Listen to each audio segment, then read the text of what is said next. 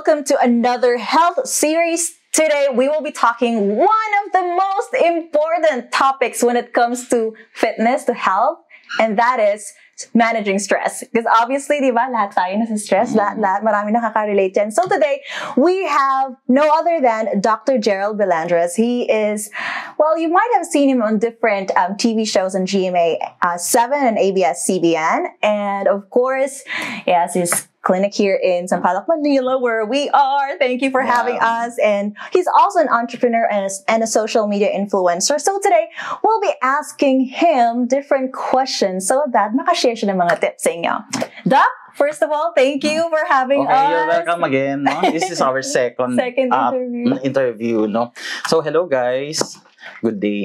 Kamusta ka na, Doc? Okay naman. Wala namang problema. And then, at least, diba, napadalaw na naman kayo dito. And then, let's talk about another topic again. Yes, yung stress management, Doc. We know na marami kayong hilig yung magbigay ng mga tips and then marami rin kayong followers where you also post different like hacks, mga discard and all that. So, we're gonna like ask your advice po, no? Like, bakit po ba maraming nasa stress ngayon? Okay, sige. So, sabihin natin, what is stress muna, no? So, let's start from there. Stress is usually what we are being agitated, no? Kung ano talaga yung nakaka-apekto sa atin araw-araw, which is yung stress kasi, it increases your cortisol level, which is the stress hormone, no? So, once kasi na nag-increase ito, nagkakaroon tayo talaga ng pag-iiba ng pakiramdam, no? It's like being agitated, it's like being sad, or it becomes depressing, no? So, once kasi na nagkaroon tayo ng mga stressors, no? Like yung sabihin natin, maaring sa work, maaring sa family, maaring dun sa monetary, anything that affects your everyday life na pabagabag, no, like that. So, it's more on yun na kasi nangyayari, no? Kaya minsan, naging malungkot tayo, and then once kasi na naging malungkot tayo, tumataas kasi yung mga bad hormones sa atin, no? Kaya nagkakaroon talaga tayo ng stress, no? So, syempre, kailangan nating iwasan. Ayun. Ako, ano po ba yung mga tips nyo?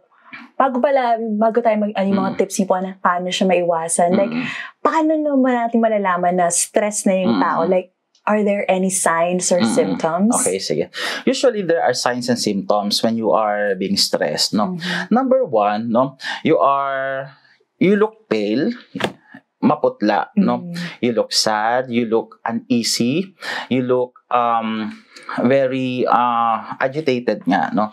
Tapos walang sa focus, no? Ayan. And then minsan yun nga, wala sa focus, parang natutulala. Yan yung mga signs ng yung mga stress, no? Siyempre, eventually kasi once kasi na nagkaroon talaga ng long-standing sadness, no? Yan nagkakaroon ng depression na nag-cause kasi yan dun sa stress, no? Pero depende pa rin kasi yan kung ano yung nararamdaman mo. Pero once kasi na overstress na, for example, may mga acute stress and chronic stress kasi, no? Once kasi na acute stress, yung agad-agad, mas tataas talaga yung mga, magbi-build up talaga yung mga hormones, like yung stress hormones natin, kaya nagkakaroon talaga ng being uneasy. So once kasi na nagiging uneasy ka, pangit pakiramdam mo, you cannot do your work, so hindi ka na maging productive, no? Which is that's the result of being stressed. Kaya kailangan lang din na talaga na dapat i-away natin yung stress natin, yung dun sa everyday life natin. Kasi syempre yung stress kasi nakakapangit kung tutuusin, no? Nakakapangit siya. You look pangit yung aura, di ba? May kita mo talaga yung tao ay stress, no? Kasi may kita mo yung sabihin natin, yung skin niya, it is very dry, no? Tapos yung mukha niya nagiging saggy. So, syempre, yung smile niya, hindi siya authentic, hindi siya genuine. So, may kita mo talaga yung tao kung stress siya. Kaya minsan, pag nakita mo talaga, tulungan mo din. There you go. Na I love that last part na pag may nakikita tayong stress out, let's make them happy and help them, no? Oo naman. Ano po ba yung mga dapat gawin, Dok, para mabawasan or as much as possible, maiwasan yung stress? So, kung mabawasan naman yung stress to, syempre, alamin mo yung mga stressors mo, no? For example, sabihin natin yung work, no? Yung stressor mo, paano mo siya gagawin? Kasi everyday na ginagawa mo yan eh. Everyday life mo yan eh. Paano mo siya alisin kung stressor mo siya? Hindi mo naman pwedeng alisin yung work mo, di ba? So, kailangan mo talaga make it to the point na you should be happy for your work. Kasi, isipin mo talaga yung good thing na bakit ka nandito, no? Kasi, dahil may work ka, it's a blessing, di ba? You are working, at least naman, ma-suffice mo yung mga ang tawag dito, yung mga kailangan mo sa buhay, yung mga kailangan mo na bayaran, di ba, for your bills, for the everything, no? Kaya kailangan talaga isipin mo na kahit pagod ka, isipin mo pa rin talaga na swerte ka. There you go. Really, I love the part that you said that see it as a blessing. So, always be grateful, di ba? I mean, some people, di ba, wala silang work. So, kung may more work ka, be grateful for it. Kahit nasa stress ka, it's just a way of managing. Oo, totoo naman yan, no? Yeah. And then, syempre, kung sabihin na natin yung personal naman, like yung sa family naman, no? So, syempre, everyday mo naman sila nakakasama, no? Isipin mo din pa rin na dapat masaya ka kasi kompleto ka pa rin. Yes, diba? That's right. Yeah. Minsan kasi nagkakaroon ng sabihin natin na conflicts between your brother, your siblings, your parents, diba? Of course, it happens naman talaga dun sa family yan, no? Pero, eventually, when you, sabihin natin, inalis mo sila dun sa buhay mo, parang naging stressor mo sila at umalis ka, at iniwan mo sila doon, no? At nag-separate ka, at naging independent ka. For example, for yourself, di ba? Mamimiss mo sila. Kasi, syempre, parang it's like the music to the ears na yung parang mga, alam mo yon, yung parang minsan conflict or ganyan, no? Yan naman yung minsan mamimiss mo. Kaya eventually kasi, think of it na yung mga conflicts na yon is like a obstacles lang, no? Na kailangan mo talagang i-fight. Kasi usually naman, binibigyan naman talaga tayo ng mga problems, conflicts, and everything that we can handle, no? Kaya kailangan mo lang din naman talaga na ang tawag dito, i-accept, no? What is happening to you, and then eventually, kailangan mo talagang i-check yung goodness na bakit kaya binigay sa'yo yan. Kasi usually, yung mga binibigay ng mga problems sa atin, alam naman talaga, nakakayanin mo yun. Kasi hindi bibigay sa'yo yan kung hindi mo kaya. I like that. That diba? Is so yan true. Yeah. Totoo yan, no? And then, syempre, sabihin natin, minsan kasi may mga acute stresses naman. Kasi like yung parang sabihin natin, kung nag-drive ka, bigla kang nawalan ng gas or nawalan ng battery, it cannot start your car, di ba? Siyempre, stress din naman yan. So, kailangan mong focus naman muna. Huwag mong isipin talaga na meron ka talagang problema. Stick to your mind and then to the problem and then do it what you should do, no? Kasi syempre kailangan ng focus kasi kung wala kang focus, hindi mo talaga masosolve yung problem. Kasi once kasi na may focus ka, it lessens your stress. Kaya once kasi na-solve mo yung problem, wala na yung stress mo. Diba? There you go. Yeah, I love that, Doc. Like talagang, kanina na-mention yung seeing yung goodness. Kung may conflict, whether sa family or whatnot, see the goodness out of it. And then yung perspective, no? Talagang tignan, baguhin mo lang yung mindset mo. I like yung mga example nyo. Nakakatawa. Kanina po, nabanggit nyo yung acute and chronic stress. Can you expound more on that? Usually naman yung acute stress kasi as compared to chronic stress. No? Yung acute stress, usually, what happens agad-agad, no, kung ano yun nandyan, no, like sabi ko nga kanina, kung nasiraan ka sa sasakyan, and then something came up na parang hindi mo ina-expect, that's acute stress, no? So, kailangan mo to cope up, like kung sabihin natin, kung may manararamdaman ka naman na ganyan, or be focused, no? Tapos, think of that stressor, think how you should solve that problem. No, that's acute usually. And then yung mga chronic stress naman, yung gaya na sinabi ko, like yung everyday life na ginagawa mo, like kung stress ka sa work, stress ka sa family, that's it, no? So, syempre, hindi mo na kasi may iwasan yon. Kaya kailangan you look for the goodness in it, di ba? And then the positivity in it, no? Kasi syempre, once kasi na nakita mo yon, it wouldn't be stress anymore. It's like a music na. Yeah. Diba? Yan lang naman yan. I'm so glad that na-clarify yung differences between those two. Katulad yung sinasabi ng friend ko, yung acute stress daw, cute na stress, so minimal stress, so it's not true. It's not true. Hindi yan totoo, ha? Kasi minsan may bigla ang stress na nabato ka agad na hindi ka na makagalaw, no? So, kailangan talaga pag magana, it's like, you should be focused. Yeah. You know what? I really like that you're putting emphasis on focus, no? Kasi like, sometimes we focus on the problems, on the stressors versus yung solution, no? So, yung positivity na na-mention yung kanina, which is very important. I hope you guys have some takeaway for that. Sobrang importante yun. Sa personal niyo po ba doon? Kasi sobrang busy nyo. Minsan, you have a shoot and then you're running your business and then of course, you're a doctor yourself. Like, how do you manage your stress personally po? So, personally, syempre, madami kasi akong ginagawa, no? So, kailangan ko talaga may focus. Meron ka talagang timetable. Dapat kung hindi mo talaga ma-memorize kung anong gagawin mo everyday, no? You should jot down, no? So, schedule what you should do for the day and then at least naman, once na nagawa mo, dapat yun nga, one step at a time. Tapos, you should do what is scheduled, no? Huwag mong pagsabay-sabayin kasi may stress ka nga doon, no? So, syempre, stick to the one topic or one scheduled thing, no? Like, for example, kung may schedule ka mag-check up ka ng pasyente, no? Sabihin natin in 2 hours, so sabihin natin 9 to 11, for example, doon ka na focus muna. And then, syempre, titingnan mo na naman yung mga susunod, no? Na mga schedule mo, no? Para hindi siya magulo.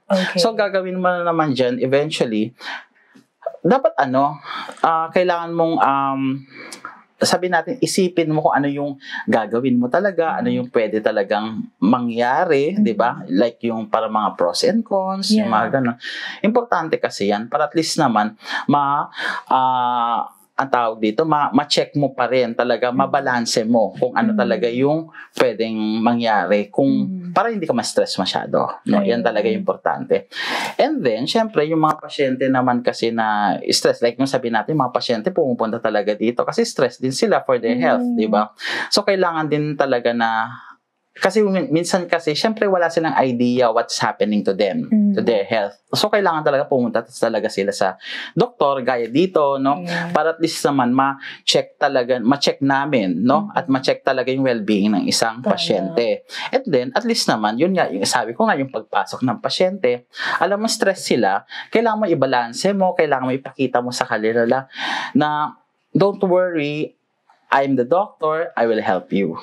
Iyan talaga importante, lalo na pag nagpapasyente tayo, no?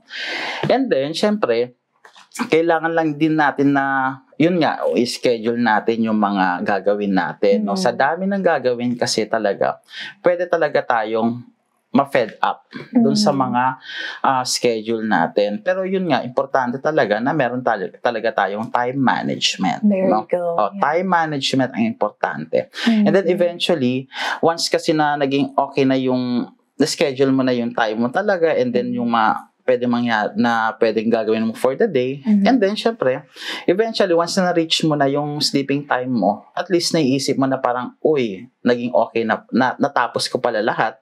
And then, eventually, matulog ka na with peaceful mind. There you go. Medyo na-guilty ako dun, Doc, sa tip niya about when you mentioned about yung sa sleeping part. Medyo kulang tayo dun. Natatamaan. Sige, I'll keep that in mind. Na-mention nyo yung time management, no? So, I hope you guys took note on that. Very important din para mas ma-lessen yung stress nyo sa buhay pag binamanage nyo, yung time nyo, katulad ng nabanggit nga ni Doc. I'm just also curious po, no? Like, kasi, syempre, may mga kailangan tayong other strategies on how to manage stress, maybe through diet, ano po ba yung mga advice niyo about that? Okay, sige. To cope up with stress naman kasi not necessarily what what do you feel, no? Paano mo talaga i-cope up with stress, like yung what should be the plan to cope up stress, no? Through your schedule or through your action, no? Pero meron din naman talagang how to cope up with stress through diet, no? Eat balanced diet, eat good food, no? Yan naman importante talaga, no? Eat what is proper, no? Usually, syempre, once kasi na kumain ka ng mga yan talaga na balanse, no? Nagkakaroon talaga tayo ng magandang pakiramdam kasi we are nourished with vitamins, minerals. Siyempre, yung mga multivitamins na yan, no? Importante yan, no? Kasi lahat naman talaga yung mga vitamins na yan ay nakukuha talaga sa mga organic, like yung mga fruits and vegetables, no? Kasama din naman yung mga meat products, no? Siyempre, importanteng kailangan talaga at makakonsume tayo in daily requirements, no? And then, syempre, ang next naman dyan is yung through exercise din. Yung exercise and the activity naman kasi, importante din yan para at least naman ma-release natin yung excess cortisol dun sa body natin, which is that is the stress hormone, no? Kasi once kasi na-release naman natin yun, yung serotonin levels naman natin ay tataas din. At yung syempre, yung endorphins mo din tataas din, di ba? Kasi you should, yung muscles mo kasi or yung body mo na-cope up na niya yon, and then parang gustong-gusto mo na mag-workout. Gustong-gusto mo na mag-exercise. Yan yung mga ginagawa kasi yan eh. Kaya tumataas siya. And then syempre, once na you are lonely or you're sad, no? Usually, dapat pataasin mo yung serotonin levels mo, which is the happy hormone. Yung mga happy hormone kasi na yan is you should bigyan mo yung sarili mo ng happiness. Like for example, pag nalulungkot ka, dapat sabihin natin, pwede ka sigurong manood ng comedy, di ba?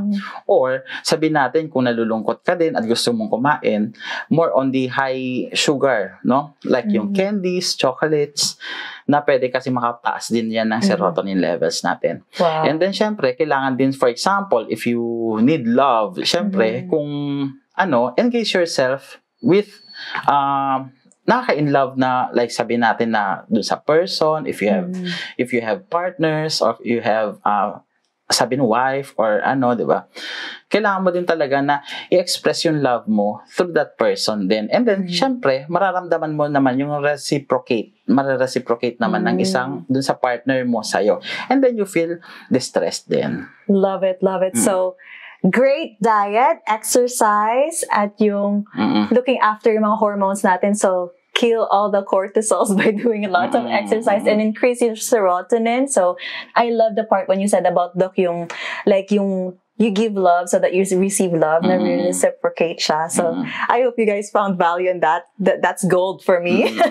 Ayun. Now, my question, Doc. I really want to ask you this kasi a lot of our viewers and listeners are very budget conscious, mga budgetarian katulad ko. Ano po yung tips nyo on how to be the healthiest you for less? Okay, sige. Usually, importante talaga yung sinabi ko nga kanina, yung diet, exercise, tapos madidistress ka, na mura, no? It's inexpensive, no? It's cheap, no? Na kailangan mo talagang gawin para ma-distress, no? And makes you happy, no? Pero usually naman kasi minsan mahal din kasi ang mga organics, no? Like yung sabihin natin, like yung para mga fruits and vegetables. And then minsan kasi dahil sa kamahalan, hindi tayo nakakain masyado ng mga fruits and vegetables, no? Kaya ang ginagawa ng mga ibang tao ay nagtitake talaga ng mga supplements, no? These supplements naman kasi pwede din naman kasing maka-boost ng immune system natin, and then syempre maka-increase din yung serotonin levels natin, which makes you glowing, you look younger and better, no? So kailangan lang talagang replenish yung katawan natin through water din para at least ma-hydrate din naman yung katawan natin. And then syempre, i-lessen lang yung pagte-take ng mga sabihin natin mga less food na kailangan talagang hindi dapat kino-consume, like yung mga fats, tapos yung mga oily foods, no? Kaya kailangan lang natin i-minimize yan. Hindi naman, importante talaga yung mga oily foods pa rin at mga fats, pero dapat lang i-minimize natin. Lalo na pag sedentary yung lifestyle natin, hindi kasi talaga maganda siya. So, kailangan lang talagang alagaan mo yung sarili mo to become healthier, on the go, and then stronger pa rin. There you go. Love that. Ano po yung mga like anti-stress na food supplements pa na recommend nyo? Okay, sige. Madami naman. Usually mga foods naman ng mga yan like yung mga fruits and vegetables. No? Any green food, any fruits, it helps. No? Importante yan. No? Kasi once kasi na hindi kasi tayo kumakain din ng mga like yung mga organic na fruits and vegetables, babagsak kasi yung immune system natin. No? Kaya nag-accumulate din talaga yung parang mga bad hormones. No? Kaya kailangan lang natin bigyan yung sarili natin, no, ng mga supplements or sabihin natin yung mga food natin na like yung mga fruits and vegetables para at least naman maging okay naman yung health natin, healthier pa rin and better. There you go. Love that. Nako, Doc, ang dami natin na-cover from like we have defined yung stress, how to avoid it, mga symptoms and all that, and you've given tips. Ano po yung mga other tips nyo for overall health? Kasi obviously, like, overall health is not just looking after yung mga stressors mo, but other stuff din po. Ano po yung mga other advice nyo sa ating mga health-conscious na viewers? Sa mga health-conscious naman na viewers natin, no, isa lang naman ang kailangan natin tandaan dyan, no? It's more on your health, no? Think about yourself, no? Kung gusto mo pa talagang tumagal na mas matagal pa, no? Usually, you take care of yourself, no? Kailangan talaga maging masaya tayo. How? Yung mga nabanggit ko kanina, no? Kailangan talaga engage natin yung sa activity natin, like yung exercise, yung tamang diet, yung proper diet, ha? And then, syempre, importante pa rin talaga, if you are feeling lonely and alone, no? Syempre, kailangan mo talagang pumunta din sa mga friends mo that who accepts you, who you are, no? And then, syempre, if you are guided with love, no, not necessarily naman na kailangan mo talagang maging in love to a partner or someone na may gusto din sa'yo, no? Kailangan mo talagang spread yung love mo din through your friends, through your family, through your pets. Pwede din naman yan, no? Importante pa rin yan, no? Kasi nakakatulong talaga sila to distress what you are feeling, no? Kaya kailangan na i-boost natin din yung immune system natin through supplements din, which is the option, no? And then, syempre, kumain pa rin ng fruits and vegetables. Importante yan. And then, syempre, smile a lot. There you go. Smile a lot and spread the love, guys. Kasi obviously, when you give love, you receive love. So, thank you, Doc. I really appreciate all the tips, and I'm sure a lot of viewers and our listeners love that. So, wish you all the best. Thank you so much. No problem. Anytime.